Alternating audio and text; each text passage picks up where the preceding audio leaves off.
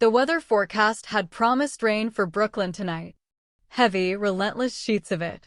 And damn if those meteorologists weren't absolutely right for once. I'm Angela Hunt, by the way. 32 years old, recently appointed Queen's Counsel at Ashford Chambers, youngest in the firm's history, though that accomplishment came with its own complications. Like my senior clerk's tendency to favor the men when distributing important briefs. I'd given him quite the earful about that just last week. Worth it, even if it meant I'd probably damaged my standing with the old guard. But tonight, none of that mattered. Tonight was about surviving the commute home through what could only be described as biblical weather. The entire borough had descended into chaos by evening. Traffic snarled in every direction, commutes stretching from minutes into hours. Buses crept across the Brooklyn Bridge, windows fogged thick with condensation, the East River below churning with raindrops the size of grapes. Near Borough Hall, a delivery cyclist cut across traffic lanes with the casual fearlessness that comes from dancing with danger daily.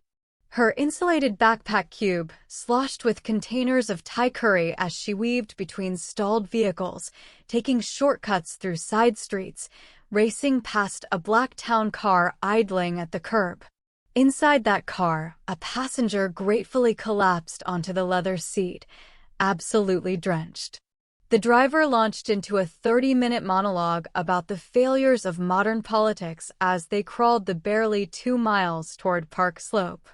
When they finally arrived near Prospect Park West, the passenger stepped out into what felt like swimming through air made of water. Human currents surged along sidewalks, forming rapids around shuttered newsstands, pooling under awnings. The flood of humanity poured into the Atlantic Avenue subway station. Below ground, monitors flashed delays caused by signal failures on waterlogged tracks. Station staff directed sodden crowds with exhausted indifference. Irritable commuters crowded onto platforms slick with runoff, wedging themselves into packed cars heavy with the smell of damp wool and resignation. At 7th Avenue, the F train shuddered to a halt just before 9:45. Passengers spilled out like water from a burst pipe, flowing toward exits. At street level, they paused to raise hoods, unfold umbrellas, steel themselves before braving the onslaught once more. I was one of those damp commuters, cheap umbrella held gamely in one hand, leather satchel in the other. I stepped carefully around a massive pothole, dodged the spray from a passing van as I crossed 8th Avenue, then pressed forward through the downpour toward home. By the time I turned onto Carroll Street just after 10, the rain had become a solid wall. My umbrella provided precisely zero protection as I fought my way to my red door at number 42. My fingers, numb with cold and exhaustion, fumbled with the key.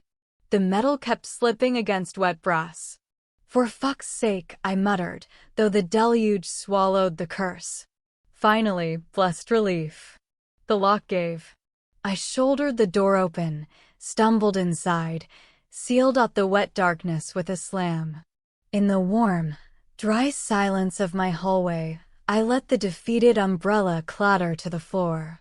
My coat came next, shrugged off, slung onto a hook. It immediately slid off, collapsing onto the tiles in a sodden heap. I left it there. I padded down the hall, shedding the day like a second skin. One kick sent a damp work shoe skittering against the baseboard. The other followed. At the kitchen threshold, I undid my trousers, soaked and grime-flecked from the commute, let them drop, stepped out and continued in just my black underwear and white shirt, hair dripping onto hardwood. The kitchen was its usual disaster, remains of last night's dinner congealing in a pan on the stove, a plate and 2 mugs in the sink, a half-empty package of English muffins by the toaster.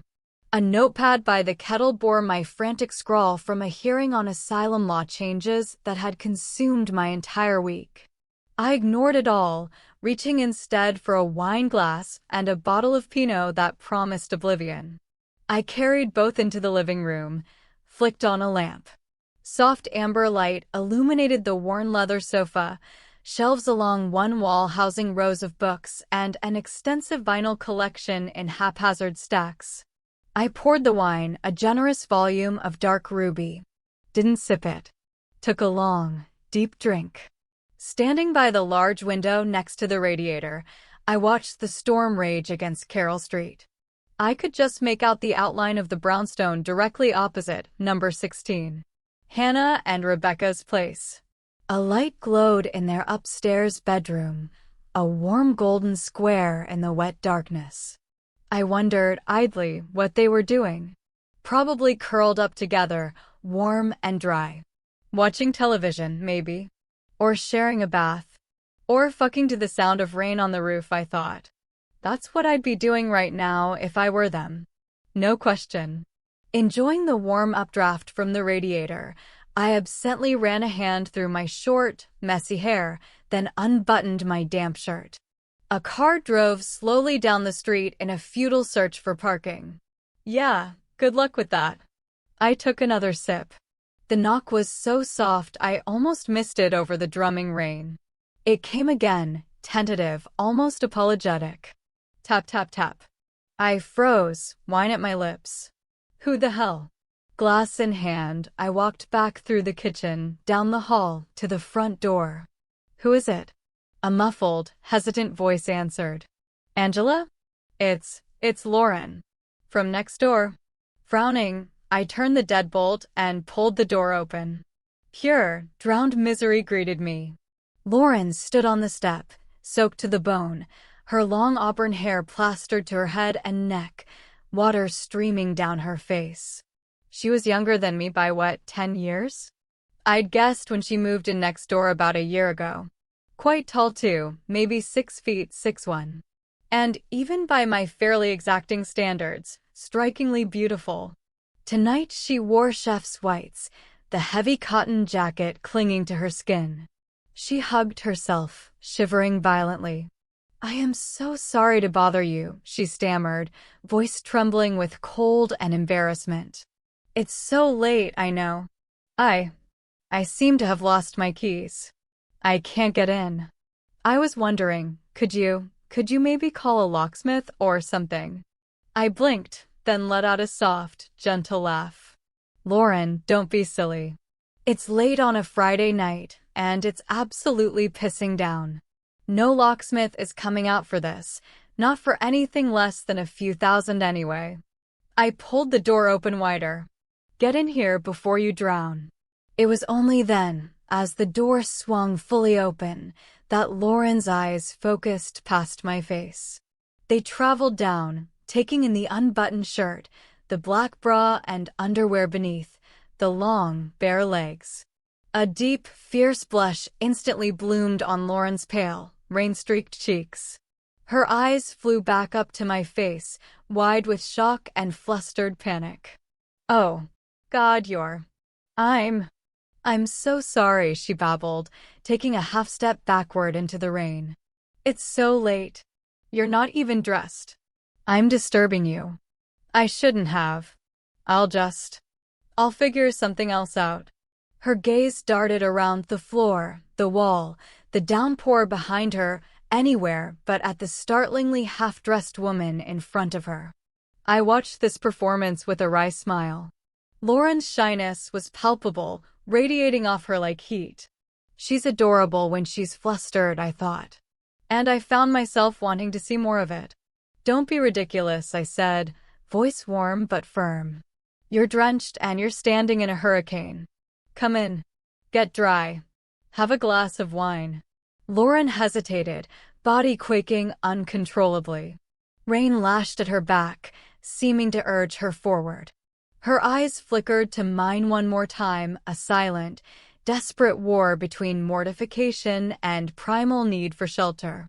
Are you sure? I'm sure, I laughed. Get in here. Reluctantly, Lauren stepped over the threshold into my hallway. She dripped onto the tiles, a puddle forming around her soaked sneakers, an elegantly shambolic, shivering statue amid the damp piles of my own discards. I firmly shut the heavy door and the storm's sounds vanished. The click of the deadbolt echoed in the sudden hush. And that's when I realized my evening had just become infinitely more interesting. I stepped over the small lake forming at Lauren's feet with a soft, incredulous laugh. Goodness, Lauren. You really are drenched. Here, let me help. I reached up. My fingers worked quickly at the large buttons down the front of her white jacket. The soaked fabric was stiff cold. As I peeled the heavy coat from her shoulders, a fresh shower of water pattered onto the tiles. Underneath, Lauren's simple white t-shirt was translucent, plastered to her skin, to every curve of her tall, voluptuous frame. The damp cotton clung to the full swell of her breasts, the dark curve of her bra clearly visible beneath. I'll admit it, my gaze lingered. Just for a half-second. Silent, admiring appraisal. Then I stepped back, held up my hands, palms toward her. Don't shift. I'll be right back. I dashed down the hall and up the stairs, bare feet padding on wooden boards. When I returned with a large, fluffy towel, I found Lauren standing awkwardly on one bare foot, wrenching off her other shoe. The soaked fabric made obscene, sucking sounds against her skin. She wrapped her arms tightly around herself in a futile attempt to contain her shivering. I smiled gently, shaking my head, holding out the towel. Come on. Let's get you warmed up. I led the way into the warmly lit living room as Lauren blotted at her hair and clothing. Make yourself comfortable in here. I'll be back in a moment. Just need one more thing, I said, then vanished back into the kitchen. I could hear her moving around as I grabbed a second wine glass from the cabinet. Something about having her in my space felt both natural and electric. Like the air pressure had changed. When I returned, I found Lauren examining the room. Her gaze had settled on the hardwood shelving along one wall, my stereo and vinyl collection. She walked over to scan the different piles. There wasn't any obvious order. John Coltrane and Nina Simone next to the slits, Aretha Franklin sandwiched between Stereolab and Radiohead. I watched her pull two sleeves at random from a stack. In her left hand, Bjork's Post. In her right, Shaft by Isaac Hayes. A tiny smile flitted across her face, then fled as she was racked by a violent shiver. You know what? I poured her a large glass. I don't think wine alone is going to cut it. What you need is a deep, hot bath. Oh no, hon, honestly, Lauren protested, teeth chattering. I'll be fine. I don't want to be any more trouble. No arguments, I said, my tone leaving no room for debate. I handed the glass to Lauren, filled my own with much of the rest of the bottle. Follow me. I led her back into the hall and up the stairs. I could feel her eyes on me as we climbed. Could sense her trying desperately not to stare. The awareness of her gaze sent a pleasant thrill down my spine. I might have put a little extra sway in my hips. Just maybe. We turned at the top of the stairs, walked down the hall. The layout was similar to Lauren's place next door, though I'll admit mine was better maintained. I'd actually had time to fix things, paint walls, care about my space. The bathroom was my pride and joy, large and airy, dominated by a huge, pristine clawfoot tub. I turned on the taps. Hot water poured into the deep tub with a roar, steam rising, curling into the air, fogging the mirrors. Then I selected a dark blue glass bottle from the shelf, poured a generous stream of scented oil under the flow. The room quickly filled with a decadent, intoxicating combination of sandalwood and cinnamon. I picked up a box of matches, struck one, moved around the room lighting several small tea light candles on shelves and around the wide rim of the bathtub. I turned off the overhead lights. The soft glow flickered across the walls, shadows dancing in corners. I turned to Lauren, who was clutching the towel against her like a shield, and gestured to the steaming bath, a warm smile on my face. All yours. Thank you, Lauren whispered, looking down at her bare feet. Her toes were turning blue. Seriously. For all of this. No problem, I said, surprised by how tender my own voice sounded. Then I took a step closer. Couldn't help myself. I wanted to see that blush again. Now, do you need a hand getting out of those wet things? I cooed softly, biting my lip. The question, delivered with casual cheek, sent a visible jolt through Lauren. She felt it. I could see the blush explode across her chest and creep up her neck. She hugged the towel tighter, crossing her arms over her chest. No. Sorry. I can manage. Thank you. The words tumbled out, rushed, flustered. I laughed, soft and rich. Of course, no, I was joking. I'm sorry, that was cruel. I moved toward the door, though part of me wanted to stay. Wanted to see what would happen if I pushed just a little further. Take your time, Lauren. Enjoy. Get properly warm. And if you need anything, just yell. The door closed with a click. I stood in the hallway for a moment, listening to the water thunder into the tub. My heart was beating faster than usual. There was something about Lauren, her shyness, her beauty, the way she looked at me, that had awakened something in me I'd almost forgotten was there. Desire. Pure, uncomplicated desire. I smiled to myself and headed downstairs to refill my wine. While Lauren soaked upstairs, I quickly changed out of my damp shirt and underwear, pulling on my favorite worn pajamas, soft, faded blue and gray checked cotton that had seen better days, but felt like heaven. Then I settled back onto the sofa, Coltrane spinning on the turntable, and tried to focus on my book. Tried being the operative word. My mind kept wandering upstairs, imagining Lauren sinking into that hot bath, the steam rising around her, that incredible body finally relaxing. Stop it, Angela, I told myself. She's your neighbor. She's probably straight. She's definitely too young for you. And she's currently naked in your bathtub, which is exactly where you told her to be, so don't make it weird. But God, the way she'd looked at me when I opened the door. That blush. That stammer. The way her eyes had traveled down my body before snapping back up in panic. That wasn't straight panic. That was something else entirely. I took a long sip of wine, let Coltrane's saxophone wash over me, and tried to read the same paragraph for the 5th time. About 20 minutes later, I heard the bathroom door open. Heard Lauren's soft footsteps on the stairs. I looked up from my book as she appeared in the doorway, wrapped in my thick white bathrobe, her long auburn hair damp and tousled, her face flushed from the heat. She looked absolutely edible. There you are, I said, patting the empty space on the sofa beside me. Enjoy the bath? Yes, Lauren managed, voice a little hoarse. Thank you. It was perfect. She perched on the very edge of the sofa, leaving a careful, wide gap between us. Took a sip from her glass. I could see her trying to relax, trying to be normal, but tension radiated from her like heat. I see you found your champagne, I said, though I'd actually grabbed us a bottle from the fridge while she was upstairs. My gaze traveled over her slowly, deliberately. And the robe. Lauren blushed, looking down at the vast white fabric. Yes, thank you, she said, barely a whisper. It's really cozy.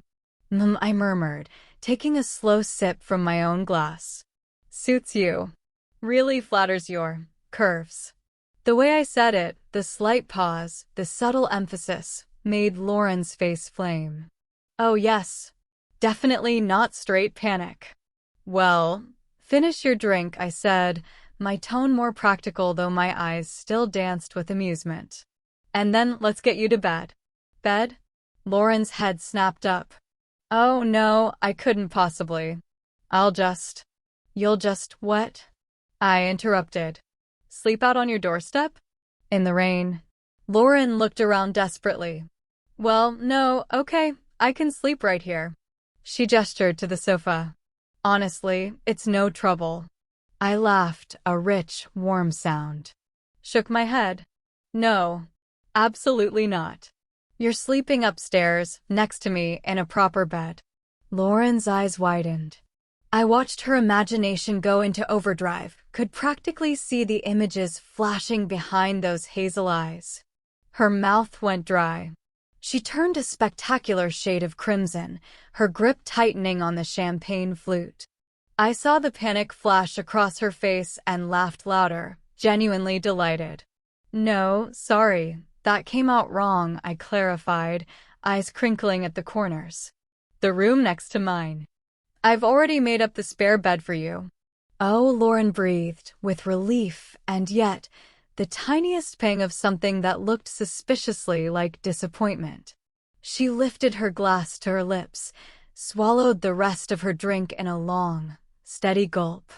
I leaned forward slightly, couldn't resist one more push. Unless. My voice dropped, playful, just a little dangerous. Unless you'd like to sleep in my bed. Lauren choked. Champagne fizzed painfully as she sputtered, coughing into her hand. Oh, God, Lauren, are you okay? I said, apologetic yet laughing, passing her tissues from the side table. I'm sorry, I really shouldn't tease like that. It's a terrible character trait. My eyes still sparkled with mischief as I downed the last of my own champagne. Come on, you, I said, setting the glass down. I unfolded myself from the sofa, stretched languidly. Let's get you sorted. I turned, headed for the hallway, very aware of Lauren following behind me. Very aware of her eyes on me as we climbed the stairs. The air between us felt charged, electric. This was dangerous territory, I knew. But God, it was fun. And I wasn't done yet. At the top of the stairs, I led Lauren back along the hallway. Before the bathroom at the far end, 2 doors led off to the left. On the other side, stairs led up to my attic space, which I'd converted into a home office, complete with bookshelves and a reading nook. The first door was slightly ajar. My bedroom. I knew Lauren could see inside as we passed. Could see my beautiful old armchair by the window, piled with jumpers and shirts. The candles lining the windowsill. The large, framed black and white print on the wall, at first glance a landscape of rolling hills, but the shapes resolved into something else entirely. The curve of a hip, the arch of a back, the shadow between spread thighs.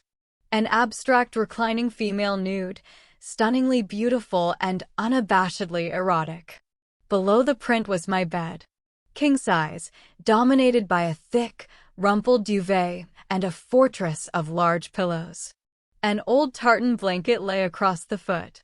The entire room looked inviting, tempting. I could sense Lauren's eyes lingering, drinking it in. I opened the second door. Well, this is you in here. The guest room was smaller, but just as warmly furnished. A large bed took up most of the space, its thick duvet already turned down. Soft light from a small lamp on the bedside table filled the room. Beside it, a water glass and a toothbrush. Lauren stood in the doorway, then walked over to the bed, absent-mindedly picking up the toothbrush. Thought that might be useful, I said. Don't worry, it's brand new. Lauren turned it and her fingers nodded. Then I remembered. Oh, meant to say, I've put your clothes in the dryer, so you'll have something to wear in the morning. Lauren hugged the robe tighter around herself, suddenly hyper-aware of her nakedness underneath. Thanks, she said quietly, with a small, self-conscious smile. I'd wondered where they had got to. I took a moment to smooth out the duvet, plump up the pillows. Domestic gestures that felt oddly intimate. Anyway, do make yourself at home. Sleep well. And if there's anything you need, I said, moving to the door, just let me know. Then I paused in the doorway. Looked back over my shoulder. Time to see how far I could push this. My smile turned sultry, suggestive. Anything you need, I repeated, voice dropping to a husky murmur. Anything at all. Then I arched one eyebrow, pouted, and crossed my eyes with such absurdity that Lauren had to laugh. The click of the latch as I closed the door echoed in the room. I stood in the hallway for a moment, grinning to myself. I knew exactly what I was doing, knew exactly what effect I was having on her, and I was enjoying every second of it. Because here's the thing, I'd noticed Lauren from the moment she moved in next door. Noticed her height, her beauty, the way she carried herself with that particular combination of confidence and shyness. Noticed the way she'd look at me when we'd run into each other on the street, those lingering glances she thought I didn't catch.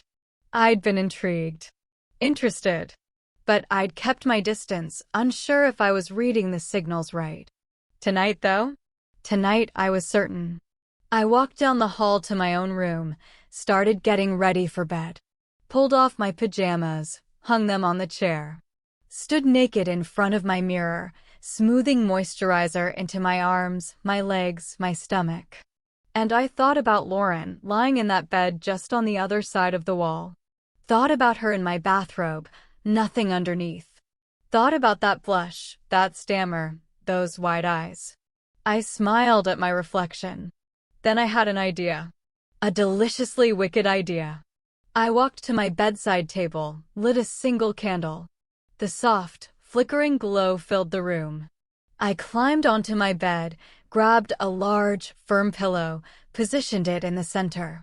And then, knowing exactly what I was doing, knowing exactly what might happen, I knelt over it and began to grind. I won't lie to you about why I did it.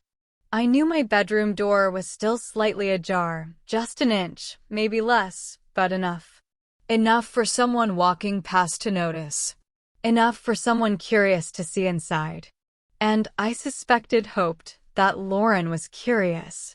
The pillow was firm beneath me, and I adjusted my position until the seam of the pillowcase pressed exactly where I wanted it. I began to rock my hips slowly, deliberately, eyes closing as sensation bloomed through me. I thought about Lauren watching me. Imagined her creeping down the hall, drawn by some sound or movement. Imagined her freezing at my door, unable to look away. The thought sent a thrill through me, made me grind harder, my breathing deepening. I cupped my breast, thumb brushing my nipple, and let out a soft moan. Not too loud, but loud enough to carry. Loud enough for someone listening to hear. My movements became more urgent, more intense. I leaned forward, bracing myself on my hands, my back arching. I bore down hard on the pillow, rocking my hips, my entire body taut with building pressure. I was genuinely aroused now, the exhibitionism of it, the possibility of being watched, the memory of Lauren's blush and stammer, it all combined into something overwhelming. "Oh," I gasped, letting the sound escape. "Fuck." I ground harder, chasing the sensation, climbing toward that edge. And then, with one final, desperate thrust of my hips, I let myself fall over it. "Oh, fuck." I cried out, body shuddering, thighs clenching the pillow. Yes! The orgasm rolled through me in waves, genuine, powerful, leaving me trembling and breathless. I collapsed forward onto the bed, spent. Lay there for a long moment, heart hammering, skin flushed and damp with sweat. Then, with a satisfied smile, I reached over and blew out the candle. Darkness enveloped the room. And I waited. Listened. Was she there? Had she watched? I strained my ears for any sound in the hallway, a footstep, a breath, anything. Nothing. Or, wait. Was that? The faintest rustle. A soft exhalation. Then silence again. My smile widened in the darkness. Got you, I thought. I pulled the duvet over myself, nestled into my pillows, and closed my eyes. Sleep came quickly, accompanied by dreams of auburn hair and hazel eyes and spectacular blushes. Tomorrow, I decided, tomorrow I would make my intentions crystal clear. Tomorrow, I would see just how brave Lauren could be. But first, a little more torment. Because where's the fun without it? I woke early, as I always do. The storm had passed, leaving behind one of those perfect autumn mornings, all golden light and clean air, and that particular smell of rain-washed pavement. I stretched languidly, then slipped out of bed. Grabbed a simple gray t-shirt and faded jeans from my wardrobe. Padded quietly downstairs, not wanting to wake Lauren yet. In the kitchen, I started the coffee ritual. Ground fresh beans, the rich aroma filling the space. Put on some music, Bill Evans this morning, something mellow and contemplative. Started humming along as I worked the espresso machine. Then I heard it, the soft creak of floorboards overhead. Lauren was awake. I smiled to myself, continuing to hum as I prepared 2 cups. Footsteps on the stairs. I turned as she appeared in the doorway and had to suppress a laugh. Lauren looked absolutely mortified. She wore her chef's whites again, now dry but wrinkled, and she clutched an enormous bundle of bedding to her chest like a shield. Her face was flushed, her eyes wide, her hair still damp and messy from sleep. She looked guilty as hell. "Good morning," I said cheerfully, as if I had no idea what might have happened last night. "Hope you slept well?" "I did, yes, thanks," Lauren managed, her voice thin and hesitant. Did you?" "Sleep well." I held her gaze, let a flicker of something unreadable cross my face. Let her wonder what I knew, what I'd noticed. "Oh yes," I said, stretching my arms overhead. "I slept very well indeed, thank you." Lauren's blush deepened. She looked away, flustered, gesturing with the bundle. Where should I put these?" "For the laundry." So she'd stripped the bed. Interesting. Trying to hide evidence? I pointed toward the small laundry room off the kitchen. "Oh, you didn't need to do that. But thank you, that's very sweet of you." Lauren hurried into the laundry room, placed the bundle into a wicker basket with what looked like immense relief. When she returned, I was holding 2 small espresso cups. "Coffee?" I offered. "Or I can make some eggs. Toast? Anything you need." There it was again, that phrase. I watched her pulse hammer in her throat, watched her shake her head too quickly. No, thank you. Actually, sorry, I should really go. I need to get to the restaurant, see if I can find my keys." I placed the cups down, leaned a hip against the counter. "Well, if you're sure," I said, adding with a playful challenge, "I can't tempt you." I held her eyes, let the double meaning hang in the air between us. For a dizzying moment, I could see her wavering, the pull of staying, the fear of what might happen if she did. "No," Lauren finally whispered, breaking the gaze. "I really need to go." "Fair enough," I said, pushing off the counter. "Well, I'm so glad you knocked on my door last night, you poor thing." I laughed, covering my mouth. "My God, you were so wet. What a ludicrous storm." I led the way down the hall. Lauren slipped on her shoes, still damp but bearable, and I opened my front door. Sunlight streamed in. The air was warm, sweet, water dripping from gutters and leaves. Carroll Street glittered in the morning light, a world scrubbed clean. Lauren turned on the doorstep. "Thank you," she said, the words clearly feeling inadequate. For everything. Taking me in." "Of course," I said, leaning against the doorframe. My smile was warm, genuine. "Anytime. What are neighbors for?" There was a moment of awkward silence as Lauren hovered, uncertain of how to leave. I could see her internal debate: handshake? Hug? Wave? Time to end this properly. In a swift, fluid motion, I stepped forward, reached up, placed my hand behind Lauren's neck. Gently, I pulled her face toward me and kissed her on the mouth. Soft, warm, lingering for a heartbeat too long to be in any way platonic. Lauren melted. I felt it, felt her body go slack, felt her lips part slightly, felt her breath catch. Then I pulled her into an embrace, and as I did, I leaned close to her ear. "I'm so glad you enjoyed the show," I whispered. I felt Lauren freeze.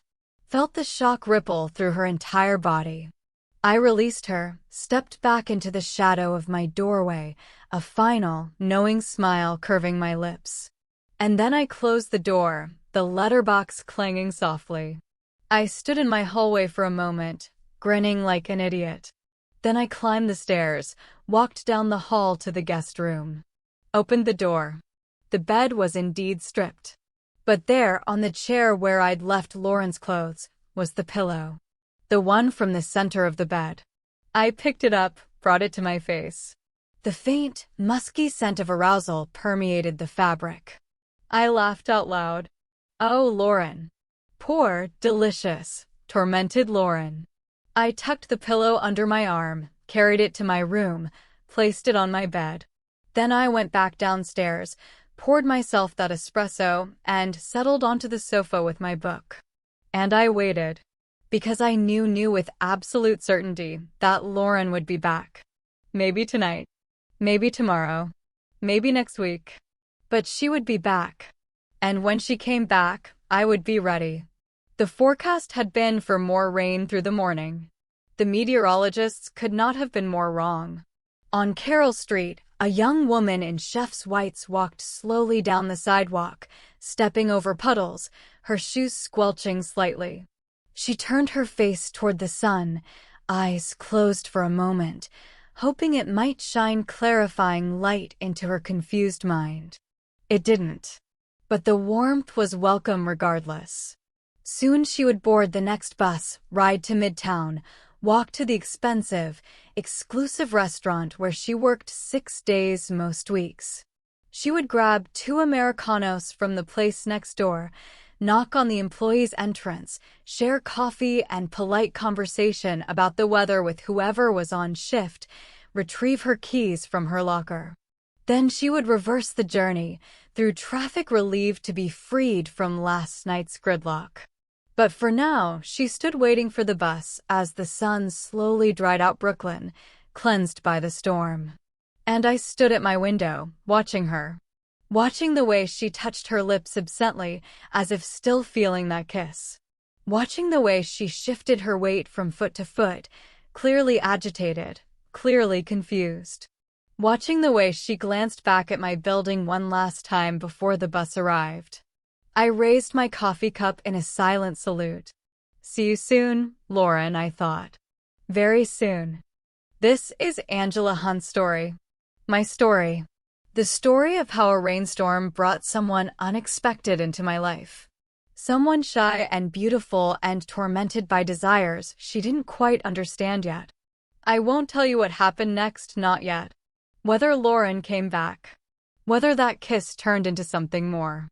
Whether the tension between us resolved into something beautiful or burned itself out. Those are stories for another time. For now, know this. Sometimes the most important moments in our lives arrive unannounced, dripping wet, standing on our doorstep in the middle of a storm. And sometimes, if we're brave enough, we invite them in. I was brave enough. The question is, was Lauren?